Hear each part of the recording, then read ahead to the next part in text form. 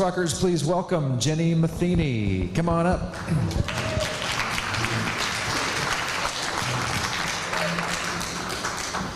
All right, and again, Crosswalkers, I want you to say in a very deep, profound voice to Jenny, Jenny, stay in the light.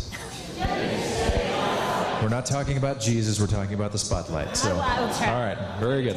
Enjoy. You're in for a treat, folks. It's good stuff. All right, thank you so much, Pete. Oh, it's working. Okay, I need to move this because I'm probably one of the world's most klutziest people. There we go. And I've got my tissues, so I'm ready. It is so good to be here. Thank you, Pete. And I just want to echo what Sam said. Where's my circle? There it is. Thank you for being generous about handing over the mic. It is such a privilege to get to share with you all today. I was first introduced to Crosswalk about 8 years ago. My husband and I have been in ministry 20 years. We've never been in Napa, but I grew up here though, and my parents discovered this church 8 years ago, Alan and Karen Kenny, and I got to tell you that this place has absolutely transformed their lives. It has been an absolute source of joy and transformation for our family. Pete and Lynn are incredible, and Dar, and you all, I can't even tell you enough of how thankful that we are for you. So I just want to say, if you are looking for a place to just experience God's grace and a loving community, this just might be the home for you. It's been amazing being back here. Our family just recently moved back a few months ago, and it has been such a gift. My dad passed away a year ago last week, and so to be here during this season with my family has been such a blessing. So I'm very thankful for the space to get to be here. And anyways, I just wanted to share a little bit about that and also about my family. So I'm married to Art, who was up here just a minute ago, and he's wonderful. I have 2 children, Emma, who is 16, and Sam, who is 12, 13 next week. Emma is one of those super sweet kids, very kind and gentle. She absolutely loves chihuahuas and human babies. And now, the baby thing I can understand, but the chihuahuas, I don't quite get it. I think it's maybe their big eyes, you know? When she was about 3, she slept with this plastic blow-up alien doll. Creepy, yes. So she would just sleep with this, and I just was like, what is it about that thing? And I think she just loves the big eyes. There's something about big eyes. So I always tell her, when you get married, your husband's probably going to have like these big old eyes. So whenever she makes a friend and he's got big eyes, I'm like, maybe him. So that's why Emma. And Sam, he's wonderful, loves sports, super energetic. When we moved here, we got this game called Pokemon Go on my phone. I don't know if any of you are familiar with this game, but it takes over your life because you're catching things as you drive or walk. So I'll be driving and Sam will be, Mom, stop. And I'm like, am I about to hit someone? He's like, oh, there's a Nidopraptor, whatever. Like, it's just like, oh, anyways, it's been really fun for our family, but I tell you, it has taken over quite a bit. So anyways, our family has moved here, and we are in a season of transition. We are in a season of waiting. There might be some of you that are in a season like that as well. We were part of a beautiful church community for 8 years in Oregon, but we felt called back to California for quite a while, and it was time. And so we've left that community, and I might let Art share a little bit more about that later, but it was very hard. We're in this space where we're just waiting on what is next. So if you go to the next slide. I just wanted to share, I was in England this last summer at a conference, and when I go about once a year for my schooling. And when I was there, I was staying with a friend who's an Anglican pastor. She's a lot of fun. And we were both in need of some respite. We were both pretty tired. And we ended up, she looked online and found this amazing, like, one of the best beaches in the UK kind of places. It's called Barafundle Bay in Wales. And so we decided, yes, let's go, let's check it out, let's have a good time. And I just had one of those God moments that I wanted to share with you in this season of waiting. This was May, June I went. I knew we would be leaving Oregon, coming back, not knowing what was next. And as we were trekking to the beach, that very first way on my right, your left, there's a path kind of going to the beach. It's kind of a strange trek because you go up all these stairs and then you're like on this little path. And then all of a sudden, the path ends and you're like just in a cow field. It's like, this is weird, one of the best beaches in the UK, and I'm wandering in this like random field. And so that picture in the middle is sort of what it was like for quite a ways. It was just nothing. And all of a sudden I had that God moment where God was like, this is what waiting is like. There's lots of things sometimes in life that are encouraging, things are in line, things are in place, life feels good. And then there's times when you're in a season of waiting, when you don't have those encouraging things, like a job or other things like that, where you're just kind of like, God, I don't know what you're doing. I trust that this is the way. I know this is where we need to go, God, but this is hard. And one of the things I want to encourage you, if you're in a season of waiting like that, like our family has been, is that God is with you. And that's one of the themes through the book of Joshua that we'll be talking about, that God is with you and that you're not alone. We have been in these seasons before, and I will tell you they are not easy. And I knew they weren't easy going into it, but I trust God more this time. God has been faithful. He will continue to be faithful. And then lo and behold, as we kept walking, we ended up finding the path again. And if you can go to the next slide, path picks up, and there's the beach, Barrafundo Bay in Wales, one of the most incredible beaches. It was absolutely beautiful. My friend and I got some cream tea, which is like scones and tea, and we had cake by the ocean. And then if you go to the next slide, there was also some interesting creatures. I had found huge jellyfish washed up ashore. So of course, even at my age, at 41, I'm like flipping it with sticks. It's like, this is really exciting. So anyways, I just wanted to share that with you. If you happen to be in one of those seasons, to just hold on, trust God. He's with you. All right, quick side note. I wanted to share a little bit about how I'm going to be going through this today. I absolutely love how Pete shares with his messages. He'll be like, we're moving into a slow dance. He's like this really smooth DJ, you know. And I just wanted to give you a little quick warning. I'm a little bit more like one of those middle school kids on a BMX bike going through a parking lot, like looking for air. So you're following me, so just be warned. Not smooth, but maybe we'll catch some moments of air together where my whole goal is that you will be encouraged in your walk with Jesus today. There might be a moment here or there, God might say something completely different, and that is the space I hope that this time is for you. All right, so you've been warned. Okay, got that. So we're currently in this season of waiting. And I know Pete mentioned, I think today and a couple weeks ago, I've been getting my PhD in the Old Testament. It's actually Theology and Religious Studies. It's at the University of Kent in Canterbury, UK. You may be wondering, why would you get your PhD in that? I ask myself that often. You might ask, is it for the money? And I will tell you no. It is not for the money. Why Old Testament? So the whole reason for me kind of going into this area, actually, I could speak an hour about this. I won't, promise. But there's one story that might help you understand my trajectory shift in kind of wanting to understand this book right here. When I was about 11, I went to visit a relative. She is amazing. Loves Jesus. She's passionate about things and passionate about her family. Went to visit. I had brought my favorite frog with me. Kermit the Frog. Love that frog. So we went, we had our visit, we came home, and all of a sudden I realized Kermit is missing. This is like a tragedy when you're like young, right? Where's my frog? And my mom slowly let me know. She didn't want to, but she said, well, your relative thinks frogs are evil. Okay, frogs are evil. Didn't know that. So here I am, perplexed, right? I love this relative. She loves Jesus. I love Jesus. She thinks frogs are evil, and I love Kermit the Frog. So, little did I know, beknownst to me, this would be a 20-year pursuit to understand why are frogs evil. Can any of you guess where she might have got that from? The plagues, yeah, the plagues, right? There's 10 plagues in the book of Exodus. One is a plague of frogs. Well, I want to encourage you today that frogs are not evil. After almost completing a PhD, we're good to go. You can hug your Kermit. Oh, and then my mom and dad threw a surprise 16 for me, and I got a Kermit doll, so life was good again. So anyways, it's just kind of interesting how these things kind of happen. All right. All right, so PhD, I'd like to say, before moving into that, I accidentally got my master's in Old Testament, and this is kind of a funny story. Our whole family moved up to Vancouver, Canada, for my husband Art to get his MDiv, his Master's of Divinity, at Regent College. And while there, as a spouse, I got to take a class for free. I'm like, oh, cool. So I took Old Testament theology with Bruce Waltke. Oh my goodness. I just cried.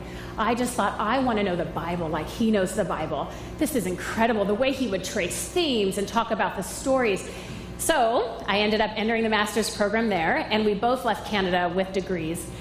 Interesting, though, it was a crazy time of life. When we moved there, Sam was 10 months old, and Emma was 3. So we had several jobs, both full-time in school, but it was worth it. It was some of the most formative years of our life. And so I always like to joke, I accidentally got a master's in Old Testament, but this PhD is a little more intentional. So, and I'll tell you how that came. We're in Canada, moved to Oregon. We're there for 8 years doing a church plant. It was an amazing time. Sam got old enough to go to school, and I thought, oh, I guess I should maybe find a job and work or something. Nothing opened up for me. I tell you, I applied for every job known to man, humankind, everything. Nothing was opening up. And I would kind of, mention to people, oh, I love studying the Bible, the Old Testament, love Hebrew. And people would say, oh, you should apply at George Fox. And I thought, oh, I can't teach college. And finally, after nothing happening, I thought, I'm just going to apply and then cross that off my list. And I applied, immediate email, come on in for an interview. And I was extremely oh my goodness, I've never even done a PowerPoint. I don't know if I can do this. But obviously God thought otherwise. And so I ended up falling in love with teaching undergrad students. Have been doing that for 6 years. And then that led me on now to study the Old Testament. All right, so from my story, I think many of you can agree, many of us have a difficult, if you go to the next slide, a difficult relationship with this text. There's lots of Bibles out there. We have action Bibles, which are all pictures, which are really fun. Every man's Bible, I don't know what that is about. Only men in the Bible, I don't know. Sorry, I like to joke about stuff. Teen Study Bible. I love Everyday Matters Bible for women. Every day matters. I feel guilty just reading that title. Every day. Why does it every day matter for men? I don't know. But anyway, you catch my drift. Actually, probably my favorite Bible on there is the My First Message. It's by Eugene Peterson, who is one of our professors at Regent College. Incredible scholar, incredible theologian, amazing pastor. Probably one of the best storytellers I've ever known. And anyways, he has put that together, and it's great. It goes through all the stories, or most of the stories, and there's a little cricket the kids have to find as they go through each story. So it's super fun with your kids, and you learn as well, going through it. So anyways, I highly recommend that one. It's absolutely fantastic.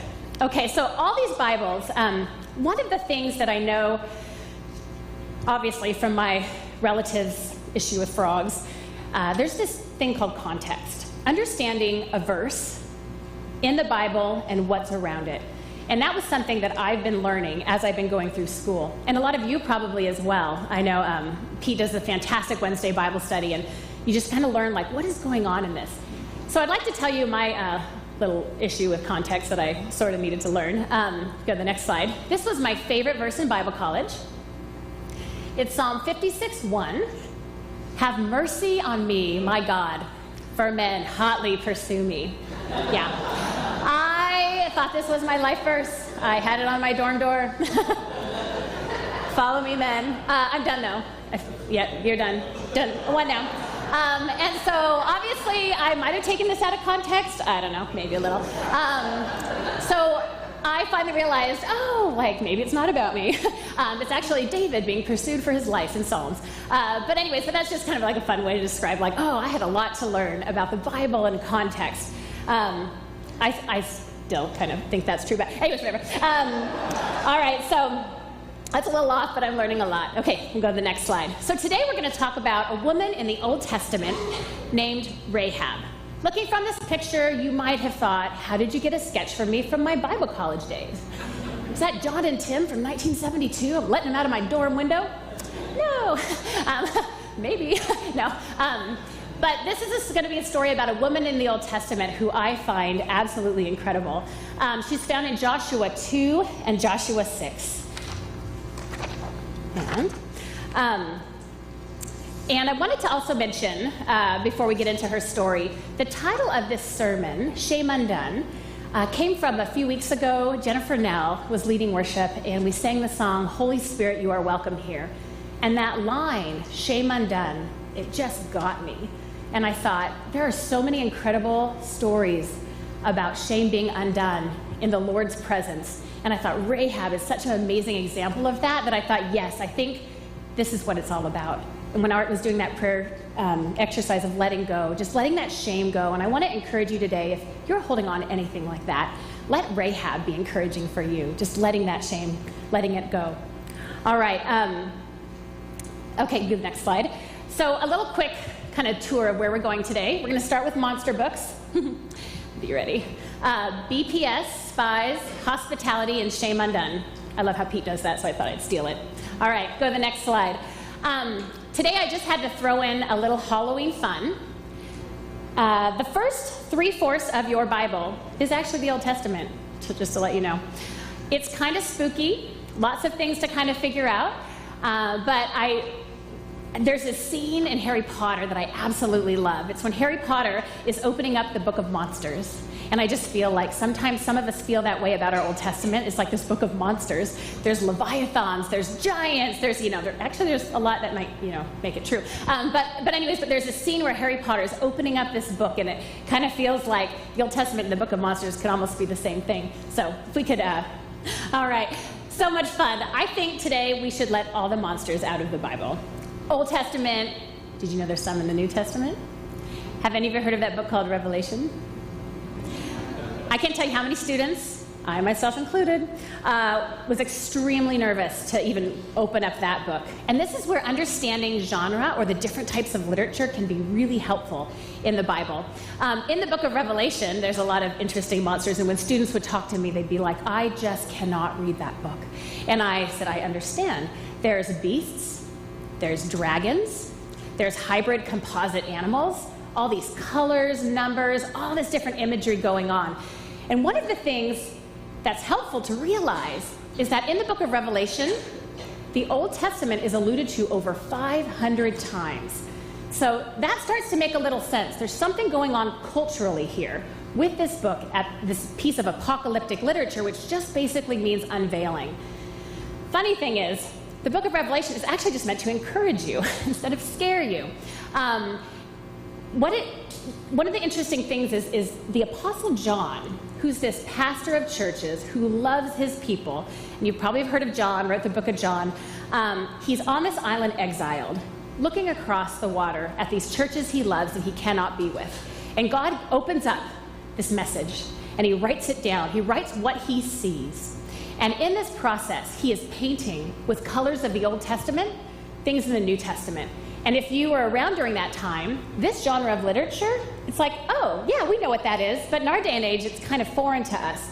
And so when you look at Revelation 5, and there's this slain lamb, covered in eyeballs, horns, eyes, and you're just like, what is going on with that? And it's this image of Jesus, right? But just to look at that image by itself, kind of scary, but to realize that's supposed to be Jesus conquering, the eyes signifying wisdom, the horns signifying power, that what Jesus has done on the cross, it is finished. He has conquered, be encouraged. That's the message it's trying to send, but often we get stuck on the eyeball like, ooh, why is there eyeball, right? And we're kind of focusing on that. And so realizing that John is painting with just images and colors from Ezekiel, from Daniel, from Isaiah, kind of helps us understand kind of these monstrous things in the Bible. All right, so what I wanted to do today, as we're getting into kind of like the story of Rahab, I wanted us to find our Bible positioning system, kind of like our GPS, like, where is this story in the Old Testament? Because if I'm like a lot of you, I did not know anything about Bible stories. Even going to Bible college, I knew Jesus loved me, but I could not tell you where that was. I didn't know anything. And then as I began to get to know a little more, it kind of helped place things. So here we have a quick little thing I drew. We have Genesis, the story of beginnings, and I know Pete has gone through that. We have Abraham and Sarah, where it takes us from a family and it starts to grow and extend. And the whole goal is for blessing to the nations. It's always been the dream and the vision of what God has been doing. And then the people get numerous. There's famine. They end up in Egypt in the book of Exodus.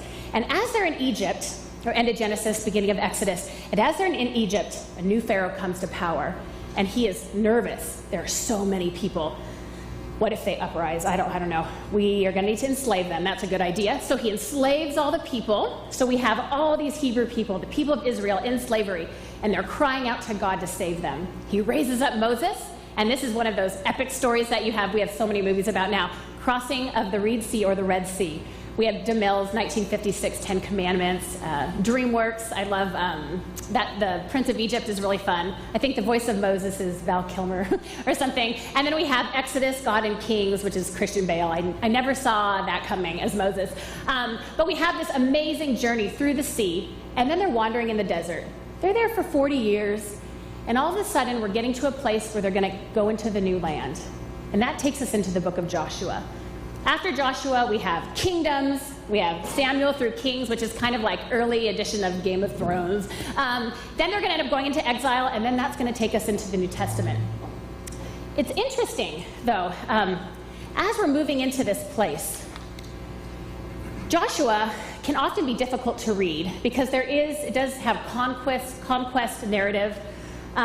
It's in a whole nother culture, so sometimes some of the issues of war and those dynamics make it hard to read, but I don't want us to miss the amazing stories in there as well. And in our context, we're really distanced. I had a student from a Middle Eastern country who, this didn't really kind of jolt her too much because of where she was from.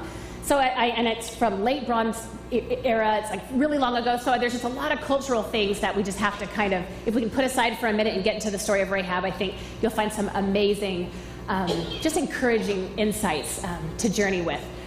One book that I wanted to mention, How to Read the Bible for All It's Worth by Gordon Fee and Douglas Stewart.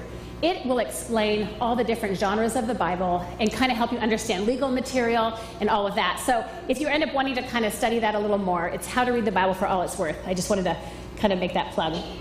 All right, so we're moving right along.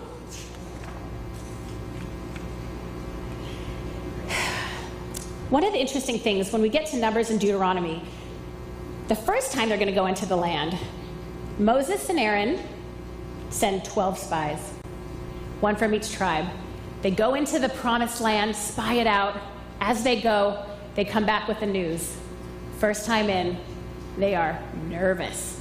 They look at all these Canaanites and they're like, this is like a land of Dwayne Johnson's relatives, right? The Rock. It's like, they're huge and monstrous. We can't do it. 10 of them are just set on, we are not going to make this happen. God is not with us. We're in trouble. 2 spies, though. 2 are like, God can do this. If God is going to give us this land, we can do it. And that was Joshua and Caleb. So the interesting thing is, guess which voice was a little louder, right? Those 10 spies. And it's normal to have fear when you're entering into a new place in life, a new season, anything happening. But at the same time, this fear, it didn't just stay with fear. They got so upset. They were murmuring and grumbling. They said, God has taken us out of Egypt to bring us into this land, and then the Amorites are going to exterminate us. So basically, God's covenant promise, they're like, God's not doing anything. We're done for. They're going to take our kids captive, and they were going on and on and on. And so God was like, okay, back to the wilderness you go. I'm going to lead you by way of the Red Sea again, the Red Sea. And I thought that's quite kind of God to help them remember the things I did for you to bring you into this place. You're not ready, so you're not going to have to go. So wander a little longer. The next generation will rise up to do it. What's interesting, though, Joshua and Caleb, they really felt they could. And as we get into the book of Joshua, guess who is leading the next charge? And one thing I wanted to encourage you, if you are in a new season of kind of going into a new land, whether it's a diagnosis, words from a boss, in a season of loss, that God is with you into this new place and you can trust him. And it's okay to be afraid. I know when I actually was diagnosed with lupus at the age of 21, I thought I had 10 years to live. And I remember looking at Art and I said, what are we going to do with these 10 years? I had actually quite a terrible doctor who didn't explain it well to me. And the only person I knew with lupus died at 30. So I said, okay, let's see what happens. Well, it's been 20 years, and we're just going to keep going, I guess. But it's interesting when you hear news like that. Your whole trajectory shifts, right? So I just want to encourage you, if you're in one of those seasons, to trust God that he is with you. So here we have them in this season of waiting. All right, we go to the next slide. All right, here we come. A little time later, it's time to send in the spies. One of the things I love This is like, 007, Jason Bourne type time. When Joshua is told by God, okay, let's go spy in this land, guess how many spies he sends this time? He doesn't send 12, he sends 2. He's like, no way are we sending that many. That went horrid last time. So then Joshua, son of Nun, this is in chapter 2, and I'll just read it, sent 2 men as spies secretly to Shittim, saying, go, view the land of Jericho. So they went, came into the house of a harlot whose name was Rahab, and lodged there. It was told the king of Jericho, saying, behold, men from the sons of Israel have come tonight to search out the land. So here they go. They're going to scope out this land. Who are these spies? What's interesting, in Joshua 2, only 2 people are named, Rahab and Joshua. For fun, I'll name these spies Tom and Jerry. And I'm going to say they're new recruits from the spy school agency in Shittim, because you're thinking, Jenny, how can you say they're new spy recruits? Well, here's something. They actually go to her house, and immediately word is sent to the king. They're spies from Israel at Rahab's house. Wow. They must have failed undercover ops class or something, fallen asleep. It's like they knew exactly where they were from and exactly where they were. So anyways, immediately the king's going to send his muscle to figure this out. But fortunately, Rahab hides them on the roof under flax. I can just imagine the scene. Tom and Jerry like laying there. Tom's toe, it's like really long and hairy. And Rahab's like, Greta, get more flax. Let's like lay it on the top. And they're laying there like trying not to breathe. It's like, I just love it. So anyways, there they are. We're going to see what happens next. Verse 3, and the king of Jericho sent word to Rahab saying, bring out the men, the ones who've come to you, who have entered your house, for they have come to search out all the land. But the women had taken the 2 men and hidden them. And she says, yes, they've come, but I've sent them on another way. So she says, pursue them quickly. Go, go, go, right? So they take off to pursue the men. Gate shuts, the men are safe. Whew, they're on the rooftop. Everything is okay. And on this rooftop, they have a conversation. Now, before they lay down, she came to them and said, I know the Lord has given you this land, and the terror that has fallen on us and the inhabitants, our hearts are melting with fear. For we have heard all the stories of what God's done, parting the sea and drying it up, all the victories you've had.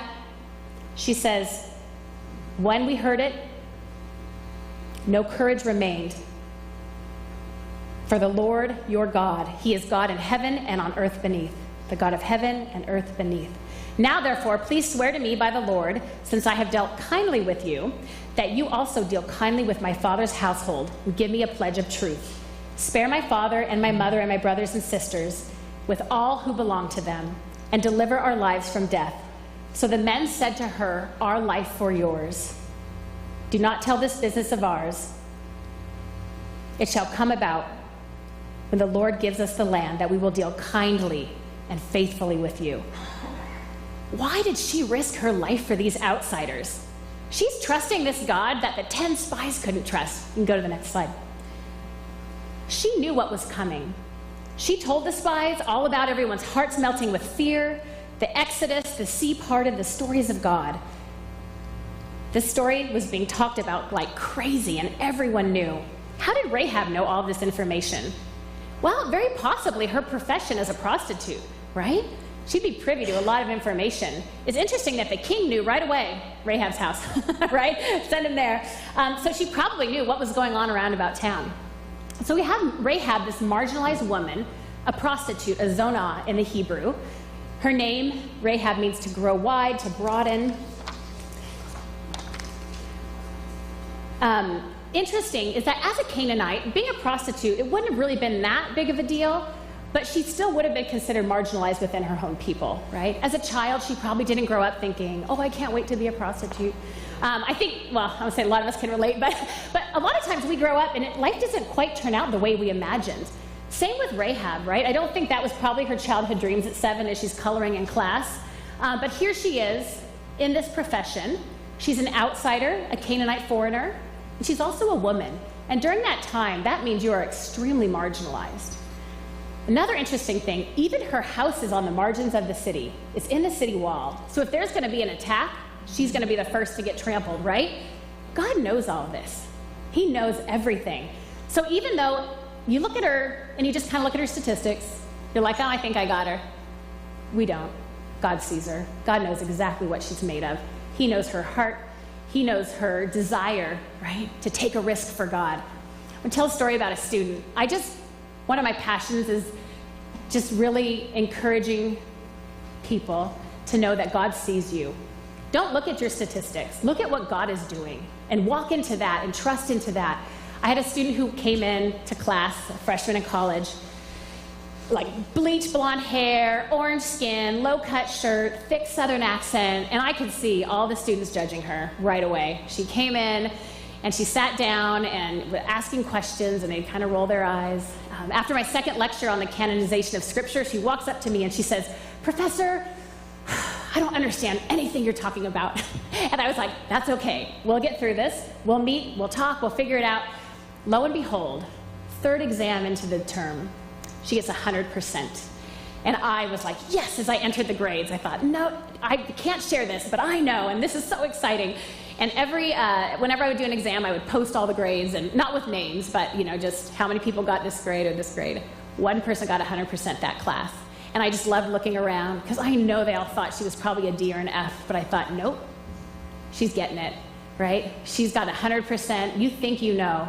And as I heard her story, so much pain in her life, but God was doing amazing things, and she was feeling hope, like she's getting it, right? So I love that. We just can't tell. Don't ever, just take time to get to know people. So Rahab, I'm sure, was looked at in a similar way her whole life. She'd heard the stories, but she knew it's a risk. I'm going to take this risk to trust God, right? What counted in the end? In verse 11, "For the Lord your God, he is God in heaven above and on earth beneath." So this is a merism, a figure of speech, basically saying that God, you're God of everything. You're God everywhere, and I can trust that. So they have this promise to save her life. So she's like, all right. She lets down the spies off a rope. They go away. And then they say, "Hang a scarlet cord in your window. When we come in, we will know where you are and to keep our promise." All right, here's the waiting. Chapter 2 to chapter 6. They're gone. Rahab's like, was this worth it? I'm waiting. What is God going to do? Will these men keep their promise? Look at who I am. I don't know. We'll see what happens. She waits. Chapter 6, Joshua gives the instructions. You find that scarlet cord and you save that woman and her family. All of them. Done deal. She's saved. So we have this marginalized outsider, Rahab. And is that the end, right? Okay, yay, she's saved and she's with the people and everything is great. Nope. Let's do next slide. We hear about her again. She's 3 times listed in the New Testament. All right? She's listed in Matthew 1. She is in the genealogy of Jesus. Did you know that? One of the 3 women listed in Jesus' genealogy. That's fantastic. In Hebrews 11, by faith, Rahab the harlot did not perish along with those who were disobedient after she had welcomed the spies in peace. And in James 2:24, you see that a person is justified by works and not by faith alone. Likewise, was not Rahab the prostitute also justified by works when she welcomed the messengers and sent them by another way? She is noted for her faith and hospitality. And I love her profession. It's kind of a hospitable profession. Right? And I'm sure that she didn't completely change, right? She was probably always very hospitable. But God uses what we are, right? Her faith and hospitality. And it's like hospitality. It's not like it is a risky hospitality, but not risky in the sense of, oh, I have savory scones and sweet scones on the same platter, right? This is like Jason Bourne, undercover ops. I'm risking my life, and I'm telling the king's men that they're not here. And if I get caught, it's over for me, right? This is intense hospitality. She risked it for God, and it was worth it.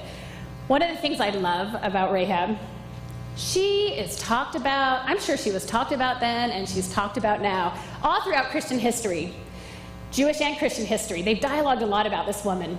In the Midrash on Proverbs, which is a 9th century collection of rabbinical commentary, she's counted among 22 women of valor. Like, go Rahab. Also, her lie to this king, right, his men, is a subject of a lot of debate. John Chrysostom, he's an early church father. He thought she was very cunning in how she misdirected the spies. And of course, there's other church fathers who thought, oh no, I don't agree. But you know what I love about her? She's being talked about. She took a huge risk, and she's being talked about. And it paid off for sure. It kind of reminds me of the debates after like the presidential debates on CNN. It's like, whoa, did you know this? Did you know? I mean, I have to turn it off after a while. But did you know that Rahab, look what she did, look what she became, right? So fantastic. Go Rahab. In the early 2nd century, that crimson cord was given an allegorical reading, which kind of signified the salvation not only of Rahab and her family, but also the salvation through Jesus. So lots of talking about. You can dialogue all you want, but her risk paid off. And she didn't let her marginal status in her community define her. She heard the stories about God and wanted to take a risk. And in a similar way, God invites us to trust him. I think one of the riskiest things is to trust God with our past, to just let him have it. Let our shame become undone. Trust him with our future, whatever that journey may be. One thing that I know is that as I'm in this season of waiting is that God can be trusted. He forgives us. He wants us to run free in our faith.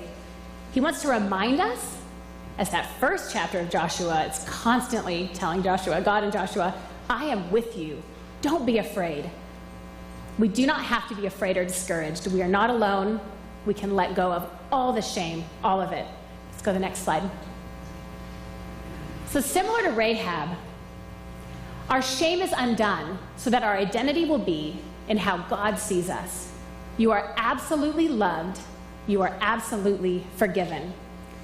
So to end today, what I wanted to do was to do a small practice called Visio Divina, which is Latin for divine seeing, and it's basically praying with art. Not my husband art, a piece of art. So this has been practiced in Orthodox tradition, not as much in Protestant, but it's been very helpful as a spiritual practice. So it may seem a bit strange for some of you, maybe helpful for some, but what I'm going to do is put up a watercolor and just have you look at it. Look at the colors, images, contours. Let whatever feelings you have come up. If you feel nothing, that is completely fine. You don't have to make something happen. But just kind of look at it in silence, and then I'll end us with a time of prayer. Okay, go ahead and add it.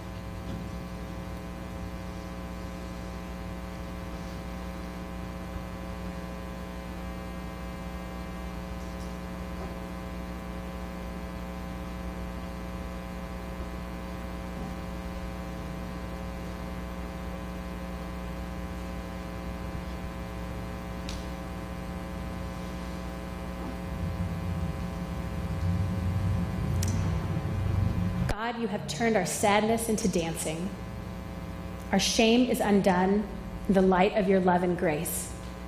Please give us the courage to live in this truth each day, to take steps of courage to say yes to how you see us, and to diminish the voices in our heads that want to tell us anything other than what is true about you and true about us. What is true is that we are loved and completely forgiven. We are not alone in this life journey.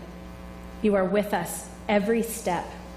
Please give us your peace through Jesus, a peace which transcends all understanding. Amen.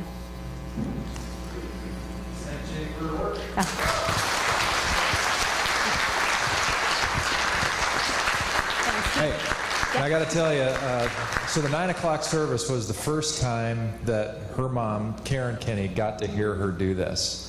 Isn't that cool? Yeah. And I got to tell you, even though your dad was a Dodgers fan, we'll let that slide.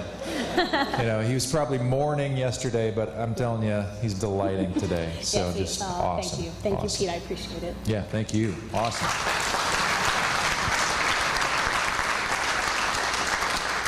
So during this last reprise of a song we did a little bit of, and the closing song, we want to invite you to support what's happening here at Crosswalk. I'm excited about what's going on here, and I encourage you to get excited right along with me. I don't know what God's stirring, but having 3 really incredible leaders just drop into our presence and help us move forward is pretty thrilling. But in order to really accommodate what that could mean, we need support. So I'm asking you to consider that. I'm asking you to step it up a little bit, to just give us the freedom to do some cool stuff and see how much of an impact we can make in this community. Because I'm absolutely confident that everybody's life is radically improved with hope and grace that we find in following in the footsteps of Jesus. So we've got some horsepower with us. Let's make it happen. Let's stand together during this last song. And